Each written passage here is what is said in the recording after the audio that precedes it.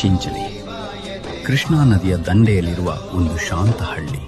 ಈ ನೆಲದಲ್ಲಿ ಪ್ರತಿಧ್ವನಿಸುವುದು ಒಂದು ಮಹಾನ್ ದೈವಕಥೆ. ಬೆಳಗಾವಿ ಜಿಲ್ಲೆಯ ರಾಯಬಾಗ ತಾಲೂಕಿನ ಈ ಪವಿತ್ರ ಕ್ಷೇತ್ರದಲ್ಲಿ ನೆಲೆಸಿರುವುದು ಮಾಯಕ್ಕ ದೇವಿ. ಈ ದೇವಿಯು ಮಹಾರಾಷ್ಟ್ರದ ಅಟ್ಪಾಡಿ ಭಾಗದಿಂದ ಬಂದಳೆಂಬ ಭಕ್ತರ ನಂಬಿಕೆ.